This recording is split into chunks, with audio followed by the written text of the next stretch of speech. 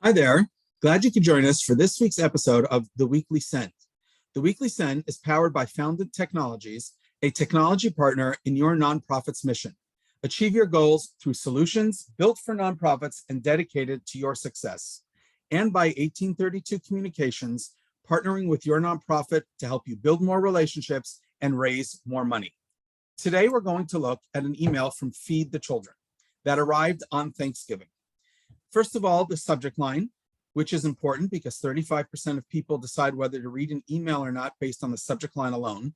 And they ask a question: Turkey Day leftovers? Make one of these. Oh, we all have leftovers on Thanksgiving. That's a great idea. I'm going to open it up and let's see what they want. Now, the email itself comes from Feed the Children. So it's not a person, which I'd prefer for that one-to-one communication feel of an email. It comes from the organization. So there's a good chance I'm still going to open it because I recognize the name. The email it comes from, action at, or the reply to, which is also action at, is very generic. I would want something more personal there, again, for that one-to-one feel.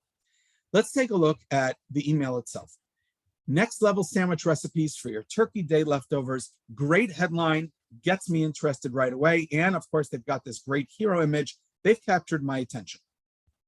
If you scroll down, they offer two recipes. One, peanut butter and turkey panini. They've got the ingredients and how to prepare it. And then the second one, turkey mac and cheese delight. Same thing, ingredients and how to prepare it. This is a great, fantastic email to send your subscribers. It's a wonderful idea to mix up your content, to give value to your subscribers. In terms that they're a subscriber, offer them more than just who you are as an organization and a fundraising campaign email. Give them extras and mix it up. This email does that. It is certainly a backdoor approach to fundraising because obviously it's Feed the Children. They're giving you food ideas. And of course, you might make that connection. But even if you don't, this is just a great way to capture my attention and to, oh yeah, Feed the Children gave me that recipe. And the next time I see an email from them in my inbox, there's more of a chance I'm going to open it, read it, and engage with it. Now, at the bottom of this email is a call to action. The button itself stands out, which is good.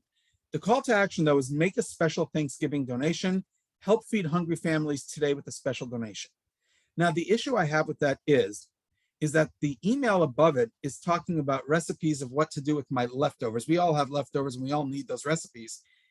The asking for a donation, I would have had a little bit more copy here so that it's not disconnected from the text above. There is some connection, I agree, but it's not a full out, here's the campaign, here's what we need in terms of a donation. In fact, I would have changed this call to action button to something like get more recipes and send them to the Feed the Children recipe website where they can get more recipes that they can try with their leftovers and use that landing page as a way to tell people, we're helping you with your food ideas. Here's what Feed the Children does. And would you be interested in making a donation?